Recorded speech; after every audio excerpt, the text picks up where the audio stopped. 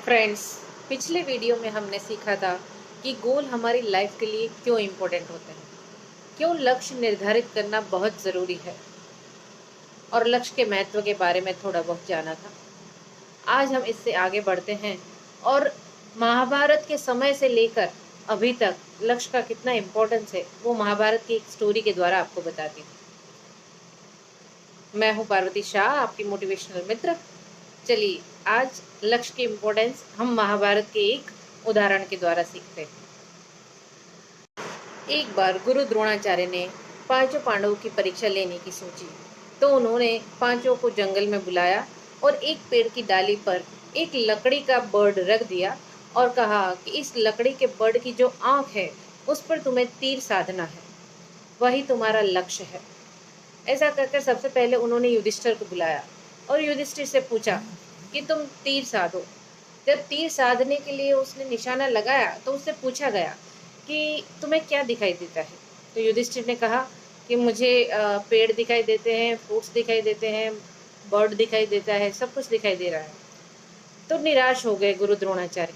बाद में उन्होंने भीम से पूछा, तो भीम ने भी ऐसा ही कुछ कहा, क्योंकि उसे बर्ड के अलावा भी काफ़ी सारी चीज़ें दिखाई दे रही थी। फिर नकुल और सहदेव से भी वही क्वेश्चन किया गया। तब उन्होंने भी वही कहा कि मुझे ये दिखाई दे रहा है, शिष्य दिखाई दे रहे हैं, बर्ड दिखाई दे रहा है, ट्री दिखाई दे रही है। लेकिन जब अर्जुन को यही तीर का निशाना साधने के लिए बुला गया, तब अर्जुन से पूछा गया कि आपको क्या दिखाई दे रहा है। तब अर्जुन ने कहा, गुरुजी, मुझे मात्र और मात्र पक्षी की आंख ही दिखाई दे रही है।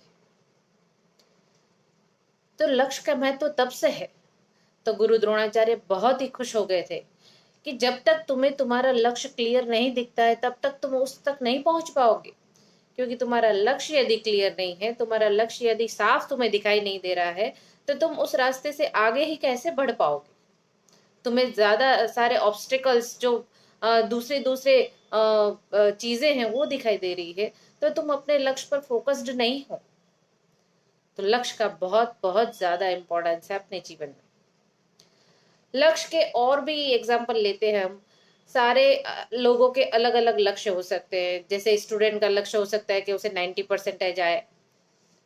किसी ऑफिस कर्मचारी का ये हो सकता है कि वो एग्जीक्यूटिव से सीनियर लेवल पे जाए। सीनियर एग्जीक्यूटिव का ये हो सकता है कि वो मैनेजर लेवल पे जाए।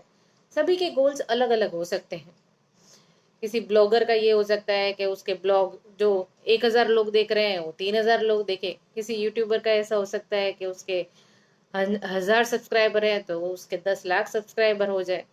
तो ये सब लक्ष्य आपकी किस पे प्रायोरिटी है उस पे डिपेंड करता है और उस तरह से आप सेट कर सकते हैं। आइए हम लक्ष्य निर्धारित करने से आपको और कहाँ कहाँ पे ये उपयोगी होता है वो समझते हैं। सही दिशा में आगे बढ़ने के लिए लक्ष्य होना बहुत जरूरी है। क्योंकि यदि जब आप घर से निकलते हैं तो आप वहां पहुंचते हैं जहां पर आपने सोचा होगा। यदि आपको स्कूल जाना है या आपको ऑफिस जाना है या आपको मंदिर जाना है, यदि आपको पता ही नहीं होगा कि आपको कहाँ जाना है, तो आप इधर उधर भटकने में समय व्यर्थ कर देंगे।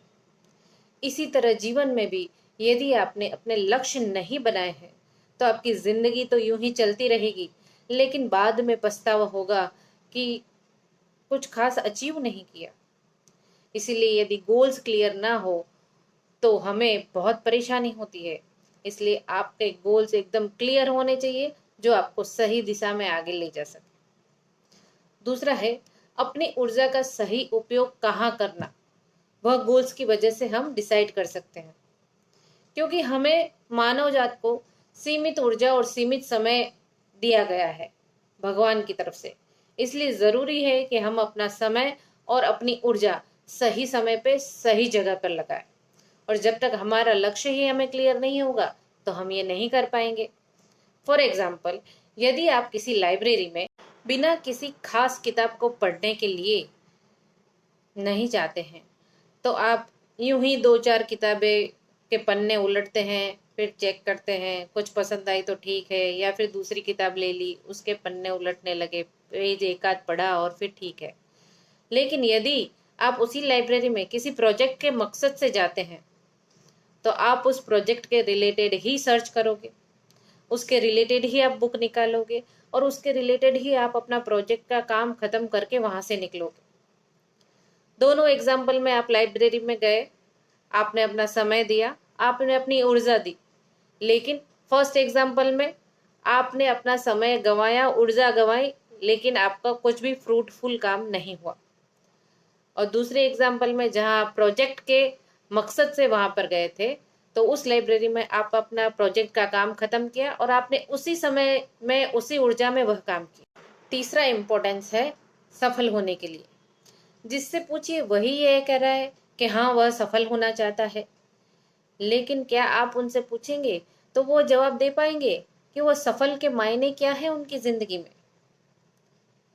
क्योंकि मेरे लिए सफल होना एक बड़ा सा घर लेना हो सकता है, एक बड़ी सी गाड़ी लेना हो सकता है, मैं BMW में रोज घूमने जाऊं वो हो सकता है।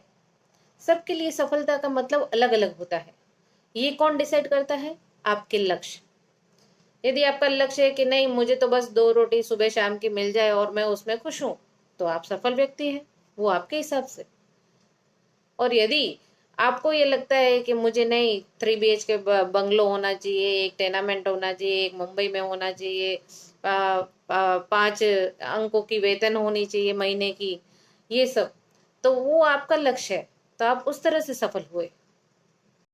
लक्ष्य होने से आप मन के विरोधाभास दूर कर सकते हैं। आपकी जिंदगी में कोई ना कोई अपॉर्चुनिटीज आती होंगी, हो सकता है कभी कभी एक से ज्यादा अपॉर्चुनिटीज आपको मिले और आपको उसमें डिसीजन लेना हो कि आपको ये चुनना है या ये। तब आपको आपका लक्ष्य आपकी हेल्प करता है। मान लीजिए आपको कहीं ऑथर बनने की इच्छा है और आपको एक पब्लिकेशन से जॉब की ऑफर आती है, उसमें आपको एडिटर की जॉब के लिए बोला जाता है, और दूसरी जॉब है आपको एक क्लार्क की जॉब या एग्जीक्यूटिव की जॉब, जो भी वेतन अच्छा है दूसरी जॉब का, लेकिन आपका पसंद क्या है, आपका लक्ष्य क्या है कि आपको लेखक बनना है। तो एडिटर की जॉब करने से आपको उस लेखक की कारीगरी में और भी आप नजदीक जा पाएंगे, इसीलिए आप वो एडिटर वाली जॉब पसंद कर सकते हैं। यदि हमारे पास कोई लक्ष्य ना हो तो हम सारे फैक्टर्स को इवेल्यूट करते रह जाएंगे और लास्ट में जिसकी हाई सैलरी होगी हम वही चूज करेंगे। फिर हो सकता है कि थोड़े समय बाद में हमें ये लगे कि no, I am not interested in this. इसीलिए आपका लक्ष्य आपके सामने क्लियर होना चाहिए। तो आपको लक्ष्य की सारी इंपॉर्टेंस महत्व मैंने बता दिए हैं। लक्ष्य क्यों निर्धारित करना चाहिए, लक्ष्य निर्धारित करने से आपको क्या क्या फायदे हो सकते हैं, आप किस तरह एक सफल व्यक्ति बन सकते हैं। हो सकता है आपको पसंद आए हो, और आगे मैं गोल सेटिंग के लिए आपको किस तरह से गोल सेट करने चाहिए वो आपको वीडियो लेकर आ रही हूँ। तो आप इस वीडियो पे बने रहिए। Stay tuned. Thank you so very much.